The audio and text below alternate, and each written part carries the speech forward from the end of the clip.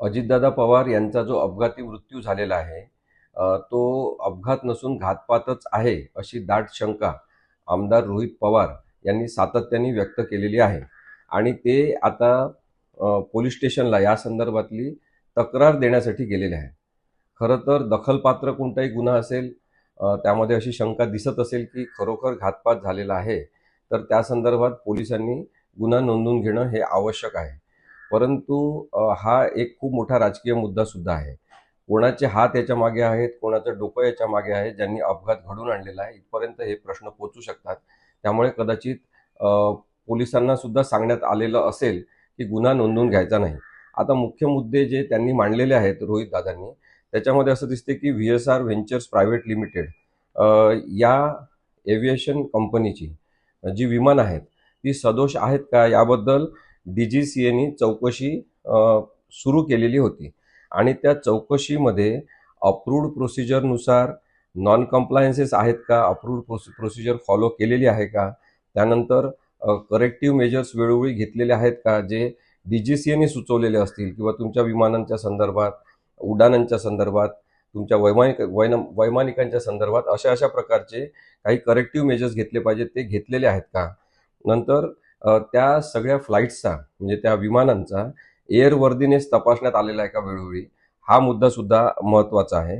Reporting forms असतात की जे विमानाच्या प्रकृतीबद्दल, त्यांच्या काय म्हणू आपण सक्षमतेबद्दलचे असतात, त्याच्यामध्ये काही इलेक्ट्रॉनिक टेक्नॉलॉजिकल काही प्रॉब्लेम्स असतील त्याच्याबद्दलचे असतात. तर हे रिपोर्टिंग फॉर्म्ससुद्धा चौकशीच्या अखत्यारीत घेण्यात आले होते का, हा मुद्दासुद्धा महत्त्वाचा आहे.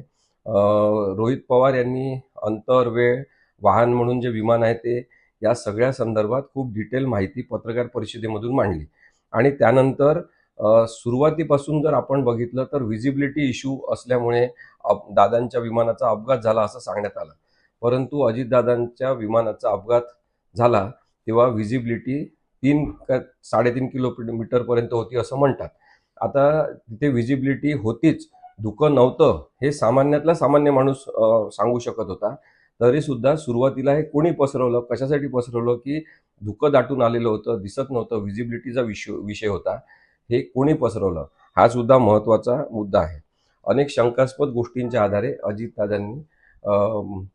अजितदादांचा मृत्यू हा घातपातातून झालेला आहे अशा पद्धतीने रोहित पवार यांनी तक्रार दिलेली आहे. दखलपात्र गुन्हा आहे, अत्यंत गंभीर गुन्हा आहे आणि याच्या संदर्भातला गुन्हा नोंदवून घेतला नाही तर कदाचित अनेक शंका कुशंका या तशाच जिवंत राहतील. त्यामुळे विमान अपघाताची चौकशी निपक्ष पद्धतीने झाली पाहिजे. गुन्हा नोंदवल्यावर त्या संदर्भात विविध प्रकारच्या चौकशा करण्याचे अधिकार पोलिसांना प्राप्त होतात. ते पोलिसांनी स्वतःकडे घेतले पाहिजे. पण ते का घेतले जात नाही आहेत?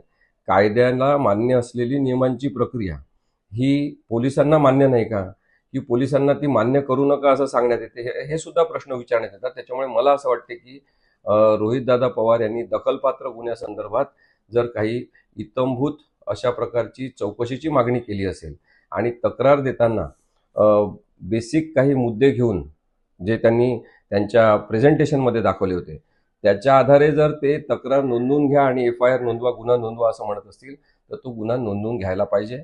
पोलिसांनी केवळ कायद्याचं राज्य आहे हे दाखवण्याची वेळ आहे. कोणाच्या तरी सांगण्यावरून ते असं करत असतील तर ते अत्यंत वाईट आहे.